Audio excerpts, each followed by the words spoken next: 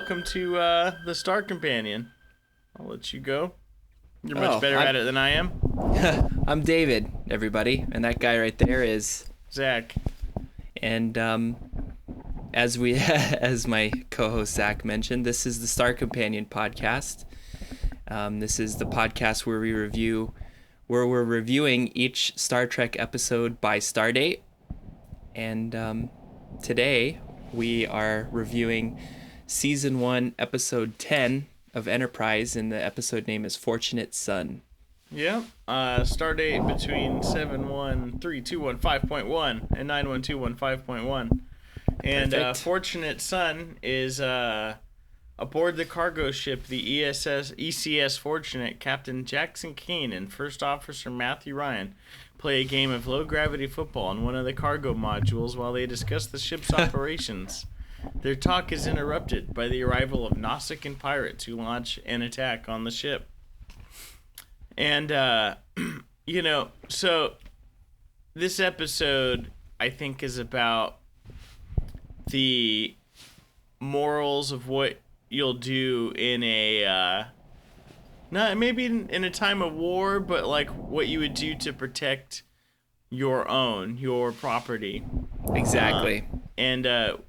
We see in this episode allusions to what I think are the Iraq War. Interesting. There's a real sense of like waterboarding the Nausicaan, and torturing the shit out of him to get information. And so we're getting sick of these damn terrorists blowing up our shit. Yeah. It's quite, the Nausicaan seem throughout all of Star Trek to be like the equivalent of Somalian pirates. Interesting. They're just there to raid transport ships. We're gonna get that cargo, baby. Because we know no other way other than to pillage and loot. Which I think on a sort of galactic scale is quite interesting. Definitely. There must be a dark economy there. Yeah, and it makes sense that these predator-like aliens would spearhead that black market. Mm-hmm. Why does every captain have to have some 20th century American sport, pastime? I think they did that scene to establish that these guys are real salt of the earth. Yeah. We're trucking through space. This is your everyman. Yeah. This is your everyman right here. We be, and I gotta tell you, that looked dope, throwing a football in low grav like that. Yeah. Are you kidding me? It did. Just a little duck spinning to the other side. No way. Make a Peyton Manning out of anybody. I think the highlight of this episode for me was shirtless dad. Yeah. And the first subspace amplifier. Yes. Did they deploy that this episode, or they just mention it? I think they just mentioned it. Yeah. I didn't actually. I saw it a few days ago, so forgive me for not remembering. But I did note that this is a LeVar Burton episode. It is. And I was talking with my coworker Wade of Stay Cool Forever fame, the podcast where we review 90s movies and look at it through a 2019 lens. And I was talking with him at work about how it's really cool that these Star Trek alumni come back around through the future of the seasons and record episodes and add their little flares, I think this might be one of the Geordie ones that doesn't entirely focus on something sort of scientific, but it does have a moral gravity to it, whereas like Michael Dorn's episodes seem to focus on an allegorical story about racism. Interesting. That's interesting how each person has their own aesthetic that they bring to it. Yeah, and that's what's kind of captivating is about the, like, if you start peeling back the layers of Star Trek, there's even themes of the directors, There are certain writers who write certain things, but there are certain directors who sort of leech on to certain ideas most of the time. Right. Two Takes Frakes is arguably the best. Yeah. Frakes. But yeah, kind of a captivating episode because you sort of see it. It's one of the episodes where you see the moral dilemma, and you're on both sides. You can see why it's wrong to torture the man, the Nausicaan, but you can also see why you would want to. Yeah. Well, and then there's the frustration of, you're a freighter out in the middle of space, and, like they mentioned, they only have warp 1.8, so they're really not going anywhere too quickly. And if you get raided out in the middle of space, ain't nobody gonna come help you. You gotta defend for your own. And so you understand that, it would get frustrating to be raided all the time. And, especially for like a younger guy like Commander Ryan is, he's a bit more volatile and a bit more reactive. And you can see how someone like that would want to capture a Nausicaan and be like, you know what, I'm putting a stop to this shit right now. Oh, yeah. I mean, especially... Go ahead. But I mean, he doesn't go about it in the best way because, the ramifications of capturing someone like that, it's like now all of a sudden you got a bigger target on your back. The Nausicaans are going to come for you because of that shit you pulled. And, the episode ends with them kind of flying away and being like, we learned our lesson. But I mean, what happens to them from here on, Or probably did they get not. Did they get a couple light years away from Enterprise and just the Nausicaans just blew them out of space? I'd like to think that happened. I'd like to think that too. And I just think that there's in a weird way, you can see how there's a difference between people who are in Starfleet, like a intellectual elite who want to explore and see what's going on. Yes. Versus the blue collar version of a galactic society where that's a good point. Everything's taken care of, food, boarding, and yet you choose to run cargo at 1.8. Yeah. And it's at an early stage in warp technology where not everyone is going fast. Right. So it adds a lot of there's a lot of variables there, and there's a lot of allusions to like a 23rd century 22nd century, sorry, trucker, blue collar sort of lifestyle. Totally. Gotta haul that dilithium, player. You know what I'm saying? On that thought, would you prefer to be on a freighter, or would you prefer to be on like a starship like the Enterprise? Like if you had the choice. Starship, 100%. I want to explore. Yeah, that's definitely the preferable occupation, I think. They kind of mentioned that, when he reveals that they're going 1.8, he's like, warp 1.8 works just fine for us. Gives you a lot of time to see the scenery, and it's like, you're not going by planets, you're just floating out in black empty space, like scenery. Yeah, scenery. What are you watching? Yeah. he's totally romanticized his profession, and I guess God bless him for doing that, because how else could you go out into space and do that? I mean, you're hauling a load of dilithium for 6 months to 3 years. Like, that's a pretty brutal grind. You gotta love it to do it. Yeah, I got a question, and this is something they didn't address. Yeah. Who are they hauling the dilithium to? Yeah, it's a good question. If Terra Nova was 70 years ago. I was gonna ask that as well. It's like, okay, no way the Vulcans are waiting for them to go at 1.8. Right.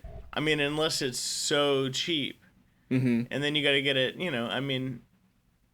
it's like, well, maybe we got to get a trade war going. Yeah. If that's the case, if we're charging so little.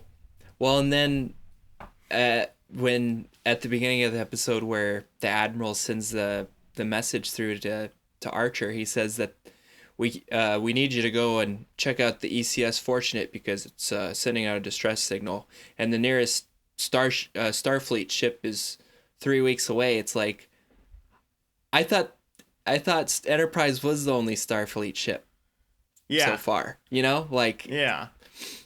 I mean, I think it's either in this episode. Yeah, it is in this episode. They allude to how there's like 3 more NX class ships. NX class ships coming out. Yeah, so I mean, I guess maybe you could say that they're 3 weeks away from finishing the next NX-01 ship, but maybe there's another cargo ship.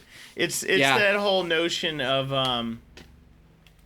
no matter where you are in the galaxy, if the plot needs the Enterprise there, oh my God, the Enterprise is the closest ship. Yeah. We're gonna need you to save another ship, John. Yeah, So I mean, that plot device trope is, I think, just prevalent always. It's like, Picard's the only. Why would Picard be doing menial shit? Yeah. Why is Kirk doing a stop at a station and there's fucking tribbles? Like, you gotta check the grain, Kirk. There's definitely something going on. You mean there's nothing better to send the best ship in the fleet to do? Right. You've got to be kidding me. And so it's always at the speed of Enterprise. It's like, oh, well, right. You're the only ship. And I wish there was less of that sort of plot device. Yeah. But I get it. That is interesting. I totally get it. Go ahead. I was going to say, I love when they run away, later on in the episode, Archer finds out that they have a injured Nausicaan on board that they're holding prisoner, and he basically says, "Let me on that ship, or we're gonna take all those adjustments and fixes we made to your ship off." Mm-hmm. And they go to the ship, and they get trapped in that the cargo bay or whatever. Cargo bay, and they jettison it off, and then they warp out of there at 1.8. It's like, where do you guys think you're going? At warp 1.8, like, you guys know that we told you we go warp 5. Yeah, you got a trail, bruh. We're coming for you. And then they pull up to the Nausicaan ship and they start firing on it. It doesn't work, and they're just like, "What happened?" And it's like, you guys are a fucking freighter. You're not a warship. Exactly. You don't have fucking quantum torpedoes. Yeah, yeah. I mean, it does make sense because Commander Ryan is, before that, I assume he's maybe the first mate or something like that. I think he was number 1, yeah. And, from the looks of it, the other captain is in his 60s, 70s maybe. He's probably a lifer. You know what I mean? He's been commanding that ship his whole life. So that means Ryan doesn't have any experience doing that shit. So it is plausible that he would do something like that, but again, it's just like, why would you run away at 1.8 warp? Like, where do you think you're going? Yeah, so stupid. So a little continuity for you, since I know that's what you like. I love it. This is the first on-screen appearance of the Nausicaans in Enterprise. The outing also depicts the first official contact between Starfleet and the Nausicaans. Admiral Forrest also references Archer's comment as being incredible. The end of transmission screen from Admiral Forrest references the signal as relayed from Relay Echo 1 Transponder 4, a relay that hadn't been deployed yet, as evidenced in the episode Silent Enemy. And variations of the Nausicaan ship studio model later appeared, wait for it, as the Xindi insectoid patrol ship in the 3rd season, which I cannot wait for you to get to that story. Yeah, we're getting about into unexplored territory for me. I've seen these episodes, and I think I've seen the next 3 or 4, but after that, it's anyone's game. Oh my god, I can't wait. The next episode's awesome. Yes, yeah, I like the next episode a lot. A continuation of the temporal Cold War story. Finally, 10 episodes later. Star Trek. That's what they do. There's something I was going to mention as well. So when Ryan goes on the ship and he's talking to Mayweather, in the break room, they talk about how his parents were killed aboard a freighter called the ECS Northstar. Did a little research on that. Apparently, there's no known backstory on this vessel outside of this episode, so this is the only time it's mentioned. I'd be interested in exploring, what happened to that vessel. I'd like to think they came out of warp 1.8 and did a little whoopsie and ended up in a sun and just exploded. That's my thought. Whoops. Oh man, I'd like to think maybe it's like a if we're going the temporal route, maybe a Romulan from the future beams in from the past, and like exactly right when that ship's showing up and they both blow up. Yeah. But no one knows about it, so there's no continuity issues. Like, that's just the timeline now. Yeah. Even in the future, they had no idea about the ECS Northstar, so they have no data. They're just like, yeah, we'll port in right here. It just blows up. Oh my god. All right. Well, you got anything final to add? No, I think that's it. I mean, I think the big point of this episode is, continuing kind of the xenophobia of humans. We're so new to space. These people are attacking us. This is bullshit. Let's capture them and let's do something about it. But in space, with a freighter without any weapons, apparently it's not a good idea. So I agree. Well, so this has been the Star Companion. I'm Zach. That's David. And you can catch us on all major platforms. The YouTube is coming soon. Thanks for listening. Yeah. What do you keep saying? Keep trekking? Keep trekking. Is that what you've been saying? I don't know. Something like that. Bye.